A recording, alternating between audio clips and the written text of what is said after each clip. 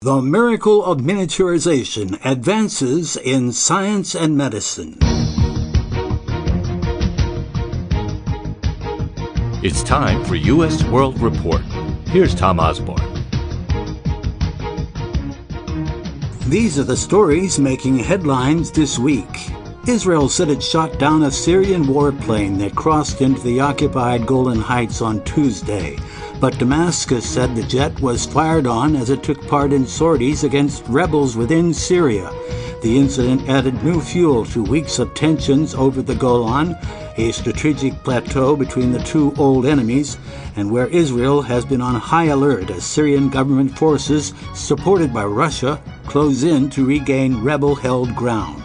President Donald Trump said on Tuesday he believes Russia will work hard to sway November U.S. congressional elections toward Democrats and not his fellow Republicans, but provided no evidence to back up his assertion. American intelligence agencies have concluded that Russia had interfered in the 2016 U.S. election with a campaign of propaganda and hacking to disparage Trump's Democratic opponent Hillary Clinton and aid Trump's candidacy, and that Moscow is now targeting the November 6th congressional races. Reports that North Korea has started dismantling facilities at a rocket test site are consistent with the commitment Pyongyang made at the summit last month, but it must go further and fully denuclearize, U.S. Secretary of State Mike Pompeo said on Tuesday. President Trump kept open the possibility of negotiating an agreement to denuclearize Iran 2 days after he rattled his saber at the nation on Twitter. We'll see what happens, but we're ready to make a real deal,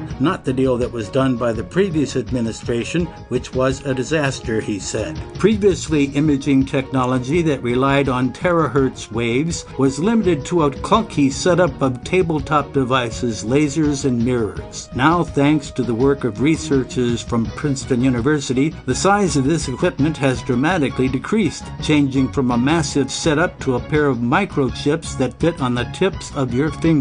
Terahertz waves are electromagnetic pulses that last 1/millionth of 1/millionth of a second, and they can pass through most non-conductive materials like fabric or cardboard. They also have less energy than X-rays, which means that they don't damage human tissue or DNA. Which brings us to our story of the week, the miracle of miniaturization, advances in science and medicine. And here's Dr. David Canervo, our resident historian and political scientist, to give you the backstory. David? Thanks, Tom. Miniaturization is the downsizing of mechanical, optical, and electronic devices. The shrinking of electronics has been the primary area where miniaturization has occurred. Creation of the transistor as a replacement for the vacuum tube was the revolutionary development that allowed electronic devices to work faster, produce less heat, and become much smaller in size. Patents for transistors came as early as 1925 in Canada and 1934 in Germany, but no operational models were built from those designs. During the 1940s, researchers at Purdue University and Bell Labs worked on building transistors, and in 1947 the first working transistor was invented.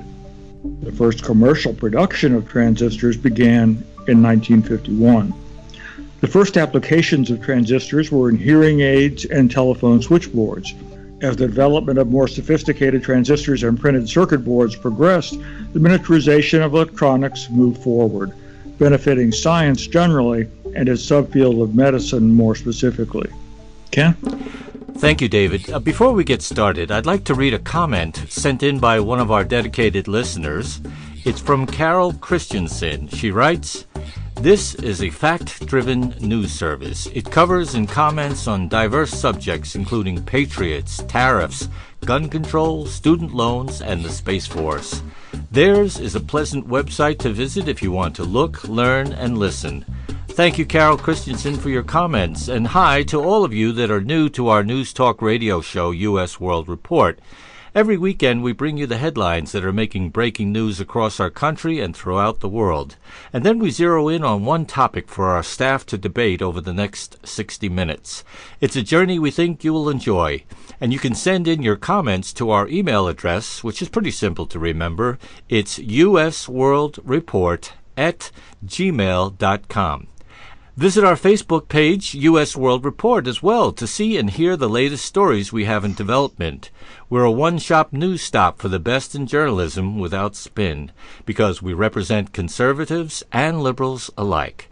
You can also find us on Twitter, YouTube, and iTunes. And if you miss one of our syndicated broadcasts, you can always find a link and download a free version of the show. Now, let's begin with this clip melody from a rather famous vacation resort in Florida. But don't be seduced by its sweetness.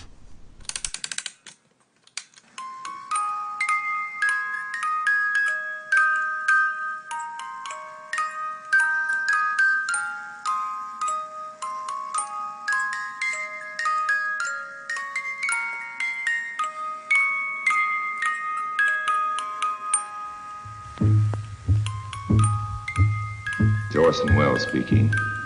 I just saw the impossible happen before my astounded eyes. I saw a man grow smaller and smaller day by day. I saw the loneliest and most frightened creature on earth living a nightmare in a world of giants. The incredible shrinking man.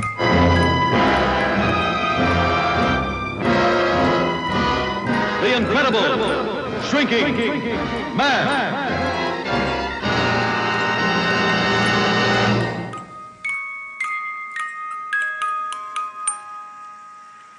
Tom, could the Orson Welles shrinking man segue make that any creepier for you? Not hardly. The scientists say it's not really possible to shrink people, however, at least at the cellular level. But there are real ways to make humans smaller that could help offset carbon emissions, for example.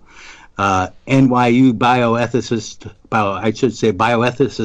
Matthew Lau, who talks about some very real ways that shrinking people down, though to levels much less drastic than in the film, could help mitigate the effects of climate change.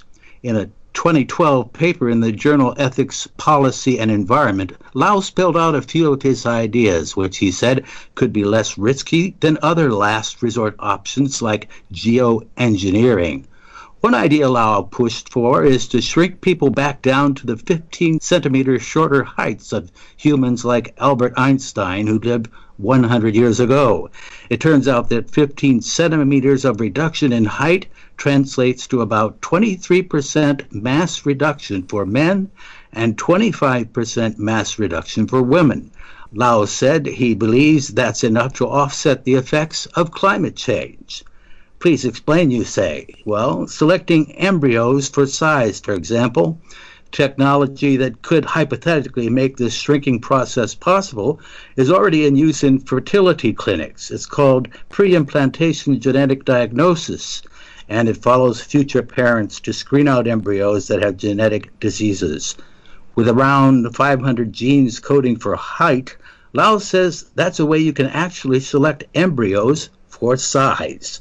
Of course, it doesn't take much of a mental leap to realize some of the ethical problems that selecting embryos for size could create. Another possible way to shrink people would be to give them extra estrogen. The technique has been used in kids with profound development disabilities to keep them small enough for their parents to continue taking care of them as they grow up.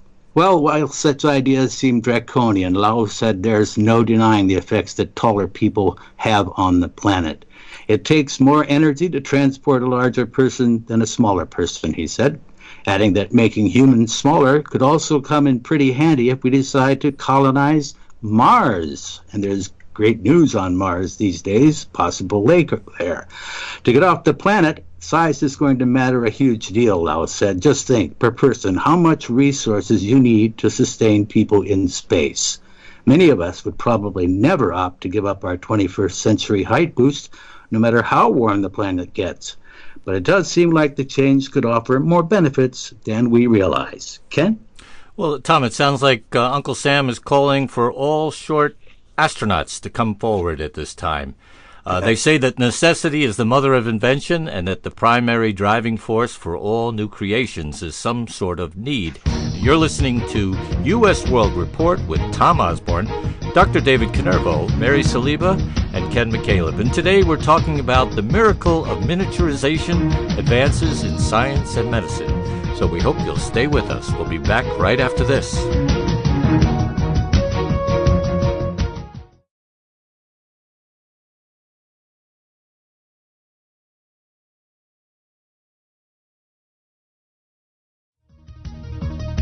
Welcome back to U.S. World Report with Tom Osborne, Dr. David Canervo, Mary Saliba, and Ken McCaleb.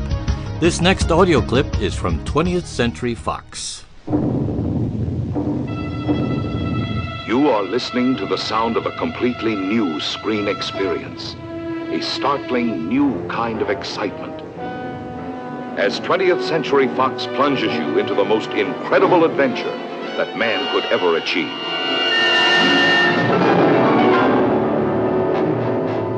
Outer space, the depths of the sea, the bowels of the earth, the past, the future, all have been subjects for the camera. But now, a film called Fantastic Voyage has broken through in an unexpected direction to create an adventure of astonishing suspense and beauty. One of the miracles of the universe. Its vital news story sweeps down from the sky. Then, it drops the bottom out of the world you know and understand. As a beleaguered nation desperate for survival launches a journey you can never erase from your memory. 4 men and a beautiful girl, off on a fantastic voyage, actually entering inside the human body, exploring an unknown universe, unknown dangers.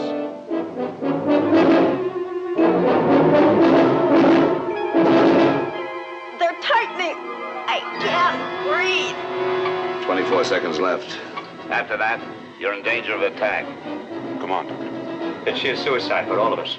You are there with them, sharing a breakthrough in motion pictures. If you thought it was too late to discover something entirely new on the screen, Fantastic Voyage will be a stunning experience. For you are going where no man or camera has ventured before. And when you come out, you may never look at yourself in the same way again. I don't think any of us who look in the mirror in the morning will want to look and think like that. Dr. Canervo, the scene where the girl's getting squeezed, it sounded like she was going through the intestines. Is a trip like this possible? Well, of course, as we've talked about, shrinking humans to the size of a small molecular individual who could fit into a capsule and travel through the body is not possible currently. But what is possible is creation of what are called nanobots. Nanobots are molecular-sized robots, essentially, which are injected into the body to perform certain functions. And one of the things that is done currently is that when blood clots form, particularly in the brain, which would of course then cause strokes, nanobots can be injected into the bloodstream. They are covered with clot-busting medicine, and these nanobots then enter the clots and help dissolve them. And one of the things that is particularly useful about them is that they act more quickly than simply injecting the clot-busting medicine into the vein directly through a needle, and help save lives. And so this is a wonderful invention, and perhaps is as close as we can get to the Fantastic Voyage right now, but still it is in itself a fantastic device and invention. Ken? Tom Osborne, you've been doing a lot of research on these nanobots, and would you like to share some of that information with us? Thank you, Ken, David. A fascinating field, almost unimaginable for us, of course, but the idea of tiny disease-fighting machines, as David has pointed out, working inside the human body, actually can be traced at least as far back as the '66 release of that movie, Fantastic Voyage. And we shouldn't feel self-conscious if you're over 6 feet, but scientific research shows you're taking too much room. That's why the movie Downsizing came about. Imagines a world where a small percentage of the population elects to shrink themselves to 5 inches tall. In the downsized world, people are richer and their environmental footprint is smaller. But of course, tiny robots can fight diseases in our body. We know that can be done in mice. Nanorobots, as David suggests, can provide cancer treatment free from side effects, which is very important. Typically, cancer drugs have nasty side effects because they can't distinguish between cancer cells and healthy ones. Researchers showed that the nanorobots only targeted the tumors and didn't cause clotting elsewhere in the body. Professors who developed the nanorobots, they point out that they're able to sense their environment, navigate, and carry out mechanical tasks just like robots. Researchers are working with a biotech firm to commercialize the cancer-fighting nanobots, and they say that it's just a taste of what DNA nanorobots could do. What we call nanorobots are the next generation of nanomedicines because they give you much better control and can be made to work like a machine. In the future, scientists say, we'll demonstrate even more scenarios for our nanorobots, from monitoring disease to finding tissue damage, curing cancer, and maybe even finding and destroying plaques in our blood vessels. Ken? Well, I was going to say not all inventions are that high-tech. An example of that would be the straw, the drinking straw, which is coming under criticism lately. Dr. Canervo, can you explain to our audience why that is? Of course, the drinking straw is coming under scrutiny because many of them today are made of plastic. And because they are made of plastic, they don't disintegrate. So we are finding them in our waterways, rivers, streams, lakes, and oceans in huge numbers. They are becoming ways in which we are fouling the environment, endangering and damaging wildlife. And so there has been quite an outcry against the use of particularly plastic straws. Paper ones are more acceptable because the paper will disintegrate over time. But plastic is one of those areas that simply does not disintegrate easily and becomes trash in our environment. Ken? Well, now I've stumbled on a recycled version of the straw. It's called the Life Straw, and what it is it filters out virtually all microbiological contaminants to make water safe to drink.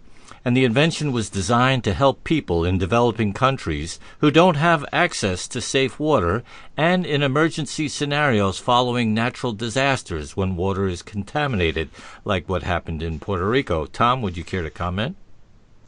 Well, yes, of course. This is a conservation effort, actually, that's part of the whole, I say, vision of shrinking what we do and where we do it and how we do it, taking up less of our natural resources. It seems that psychologically we're all prepared to shrink a little bit to save the planet. Technology writer Paul Bennett in the publication Wired asked the question, are you wary of our increased reliance on technology? Well, he's all for technology going full stream, but where, he asks, is the conservation ethic? The more we take over the planet, running everything by our own ingenuity, one moment to the next, the riskier it all becomes. Science and technology ought to help us become secure, long-lived, and free in an environment which is not so under our control that anything we do wrong will endanger us, and certainly that's the way it feels today. Of course, reducing the size of equipment is a way of achieving using our knowledge to reduce the size and energy consumption of these instruments that we depend upon so much. One of the most dramatic and, of course, inspiring advances in the history of science and technology, we'll say more about later, is the ultra-miniaturization of the microchip. The gargantuan problem of the next century is how to settle down our species before we wreck the planet. Ken? Well, another great invention that I stumbled on is something called the kite patch, and it keeps mosquitoes at bay for up to 48 hours by blocking the insect's ability to smell carbon dioxide in human exhalation. Now, the sticker-like patch affixes to clothing, and it helps to stop the spread of diseases such as malaria, West Nile virus, and the dengue fever. You're listening to U.S. World Report with Tom Osborne, Dr. David Canervo, Mary Saliba, and Ken McCaleb. And we're talking about the miracle of miniaturization, but we're up against a hard break, so we'll be back right after this.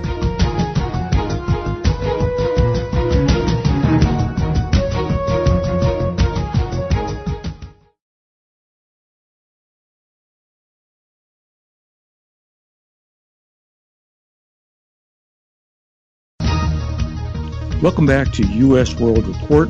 I'm David Canervo, along with Ken McCaleb, Tom Osborne, and Mary Saliba. And we're talking about miniaturization. Ken?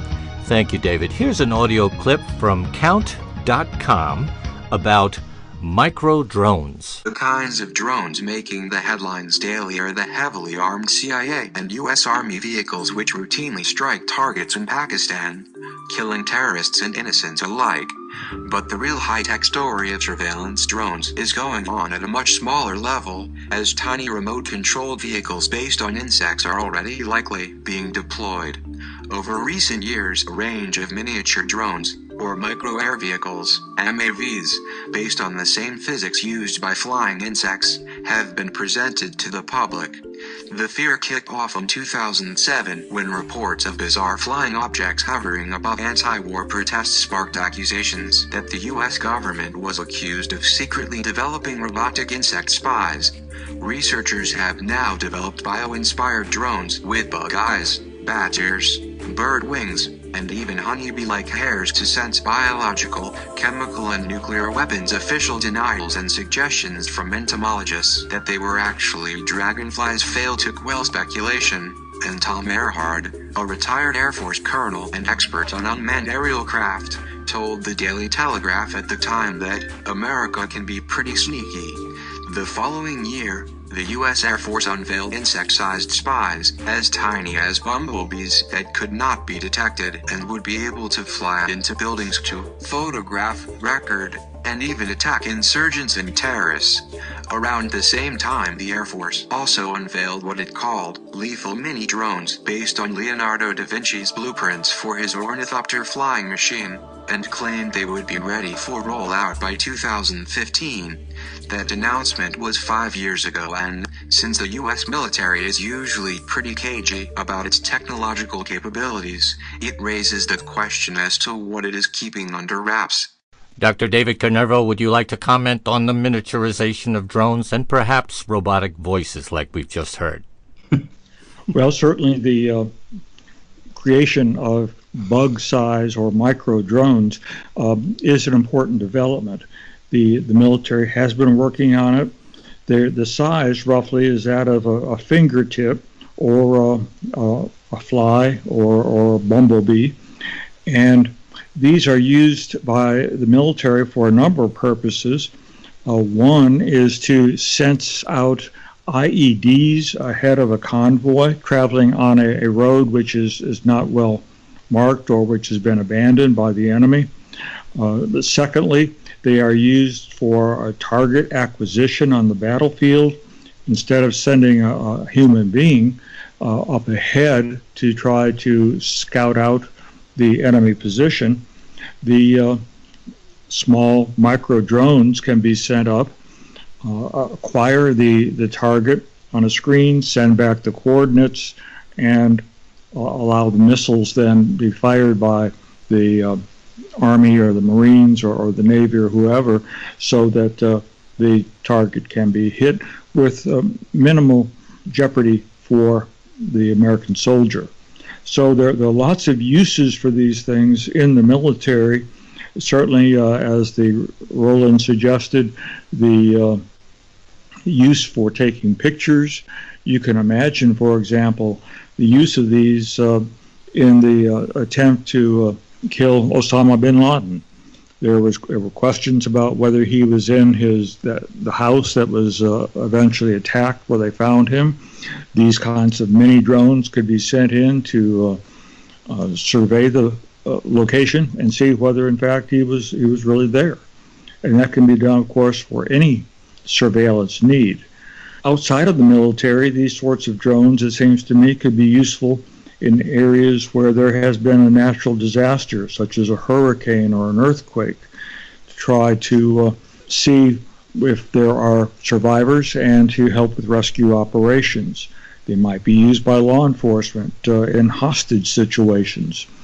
And I wonder if some of these drones couldn't be weaponized so that by running them into a human being, flying them into a human being, they could be able to essentially sting the person and deliver some sort of biological or chemical agent which could render this person unable to fight. So I think there are all sorts of possible uses for these micro drones, and while we don't have perhaps a good picture of what the military currently possesses, I'm sure they're under development, and we may have gone much further than we can even imagine. Ken? Tom Osborne, I imagine the Geneva Convention would have a field day with this. What are your thoughts? Oh, absolutely. In fact, as we go closer and closer in, we have even more problems that come to us, at least from the scientific point of view. It's interesting to me, maybe you would call, or maybe you had the same experience in your first science class when you were asked to put your foot against the wall. And the teacher told me, I said, put your foot against the wall. And I said, it is. He says, no, it isn't. There's XYZ amount of space between your foot and the wall. And I began to understand what he was talking about, that making the smallest possible things is a quest to find the smallest possible things remains tantalizingly incomplete. As physicist Professor Andy Parker explains, physics has a problem with small things, or to be more precise, with infinitely small things. And that's what we're talking about here. We imagine that we can move any distance we like, no matter how small. This perception was exploited by Zeno in one of his famous paradoxes. Achilles could never actually get anywhere, since the distance he would have to cover could be halved an infinite number of times, halfway there, halfway again, and so on.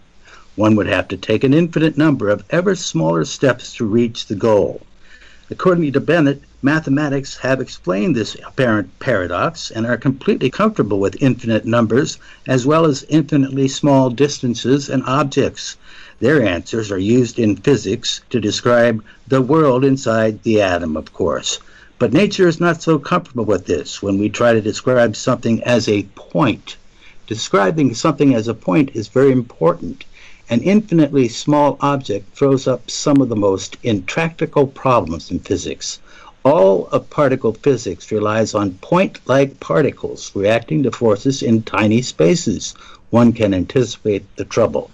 Scientists ask, is there a limit to the smallest possible object? Physicists are therefore increasingly suspicious of points and asking whether in fact nature has a limit for the smallest possible object, or even whether there is a smallest possible space.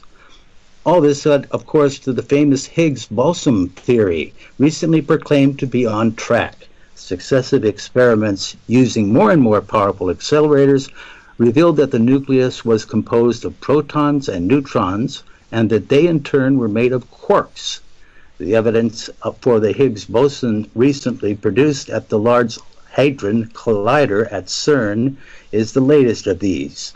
But all attempts to split quarks or electrons, even using the awesome power of the LHC, have failed. The basic building blocks seem to be points certainly smaller than, well, 0.19 meters. Ken? That's pretty small. Now, two great inventions I'd like to share with you. One is the Flat Pack Refugee Shelter, and it was developed in coordination between IKEA Foundation and the United Nations High Commissioner for Refugees.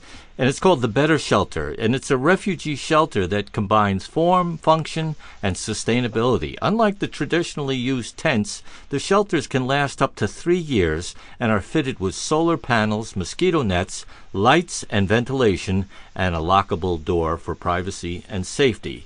And the second invention I'd like to share with you is the Drinkable Book. This book is genius. Along with providing basic information on clean water, each page of the Drinkable Book is coated with a silver nanoparticle which kills 99.9% of bacteria when water passes through it.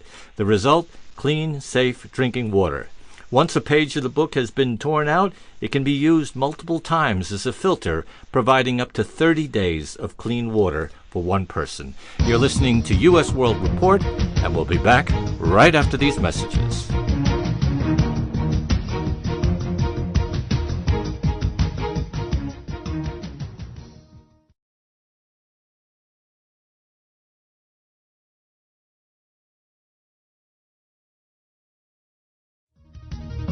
Welcome back to U.S. World Report. Today we're discussing miracles of miniaturization and the advances in science and medicine. Ken?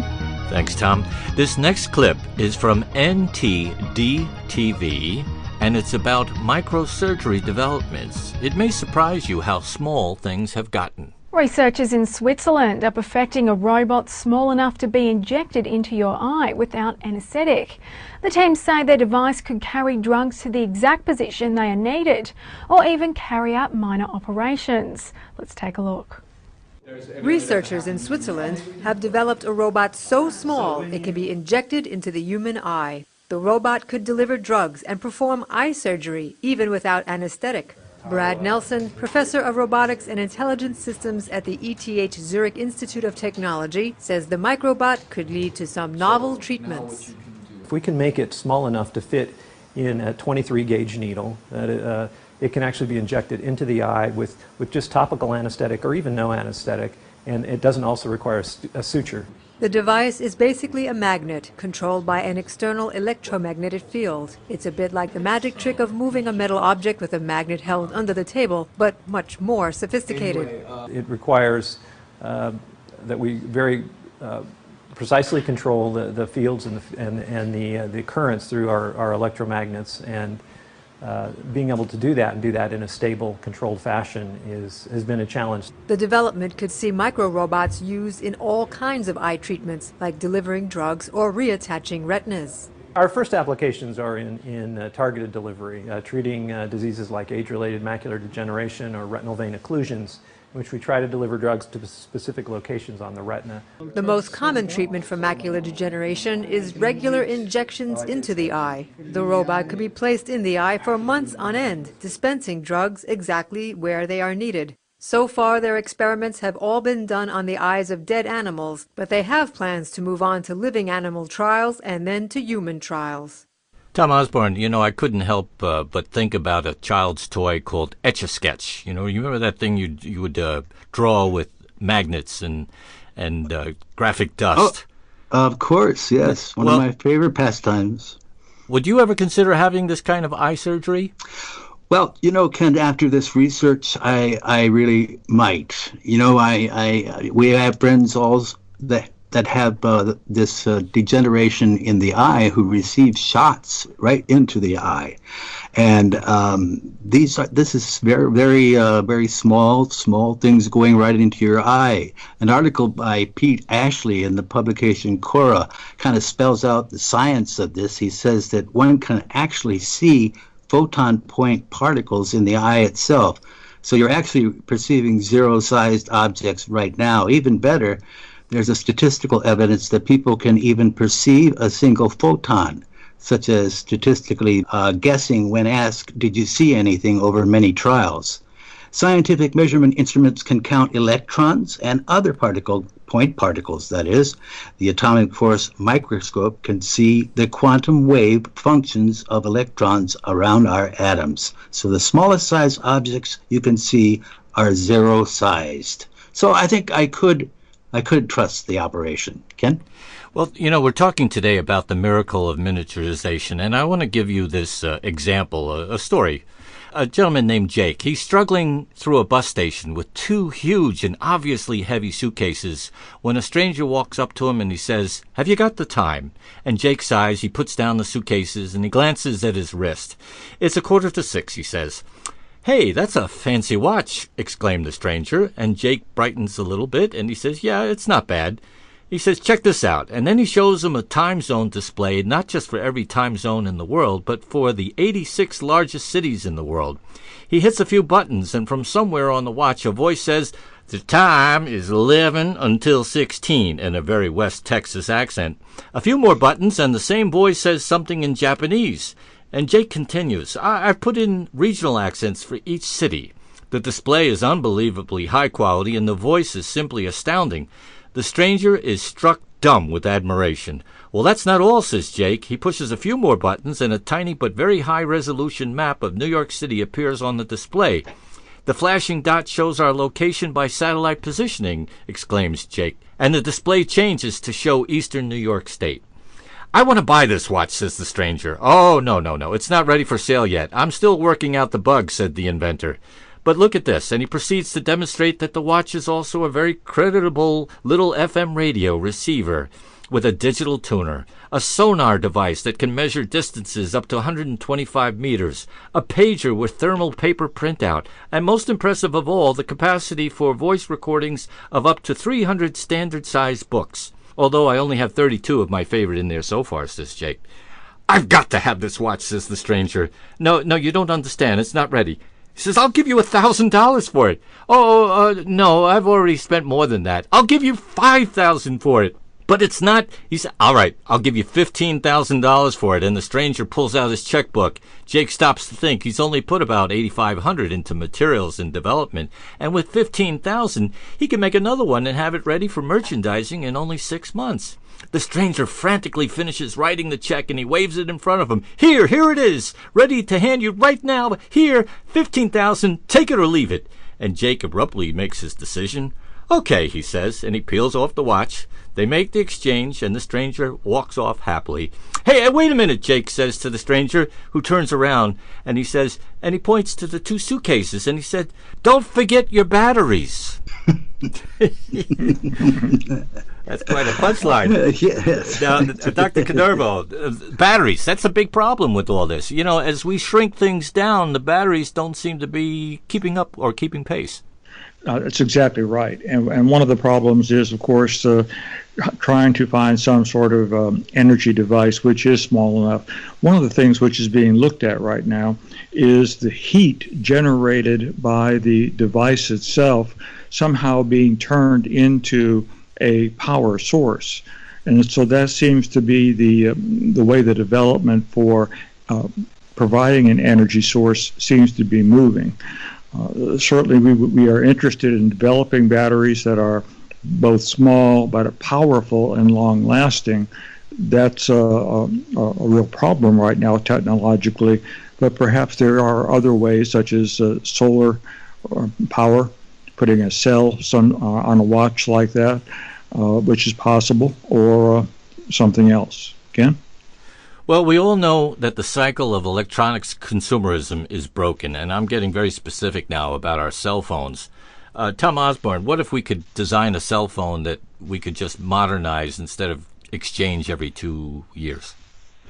Well, that's true. In fact, it seems as though the first time you buy one, you're already getting information about the new updates. And this is, of course, because these updates are being reduced in size so that this is more economical to the various entrepreneurs. But having worked with all this gear in television, for example, that's another example where not only the weight, cost, and convenience factor has gone way up, the quality has dramatically improved with the decrease in sizes of these LED lighting and the tripods and camera mounting gear that we've seen. Ken? You're listening to U.S. World Report with Tom Osborne, Dr. David Canervo, Mary Saliba, and Ken McCaleb. And we do have to summarize, so when we come back, we're going to hear from our own editorialist, Miss Mary Saliba. So stay with us.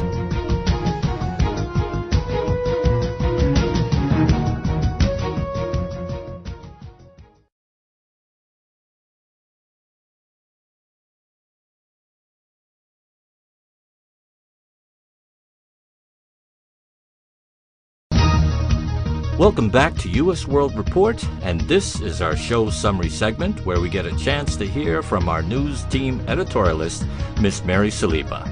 Mary? Thanks, Ken. In the next fantastic voyage, our heroic travelers might be nanobots, allowing humans to continue their own travels, and freed from disease and pain, they'll tell stories of the old days, not of room-sized computers and car phones the size of a shoebox, but of the days when microbots were considered small. And compared to nanobots, they are. The size of a bacterium, a microbot is visible through a microscope, enormous to a robot built to the scale of a nanometer. To get an idea, the diameter of a human hair is about 100,000 nanometers. The potential uses of these infinitesimal bots are immeasurable. They'll find toxins in the air, travel the bloodstream to unclog an artery, locate tumors, or deliver medicine, and advances are being made daily. MIT just Monday published that a team of their researchers has developed an aerosol spray loaded with self-powered nanobots designed to travel to hard-to-reach spots, such as a gas pipeline or the human digestive tract, sense problems and bring back data. Imagine the doctor directly treating a patient a continent away. The potential here to alleviate human suffering is so enormous, one biotech initiative asked the UN to consider nanobiotechnology a human heritage, a field which should use an open source model, sharing technology and design to help accelerate developments, and that it be used for peaceful purposes for the benefit of mankind.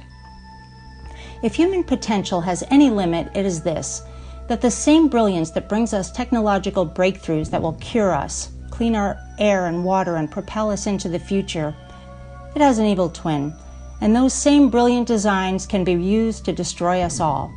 Billions are being spent developing mosquito-like smart nanobots to be used as bioweapons and micro-explosives. Swarms of these potentially self-replicating weaponized nanobots could prove difficult to control and catastrophic. The broad task is to keep the terrifying potential for global disaster at bay.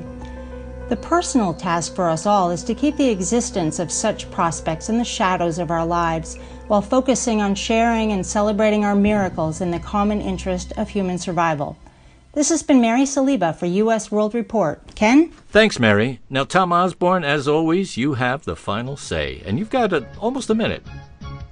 Well, not to minimize the subject, Ken, but we hope that our show will give all of our listeners a much deeper appreciation of the smaller things of life. And that's all the time we have for this fascinating subject. And we thank you for listening, and we look forward to you joining us, myself, Tom Osborne, Ken McCaleb, our executive producer, Dr. David Canervo, our resident political scientist and historian, and of course, Mary Saliba, our editorialist. I hope you'll join us again next Saturday for another edition of U.S. World Report. Thanks for listening.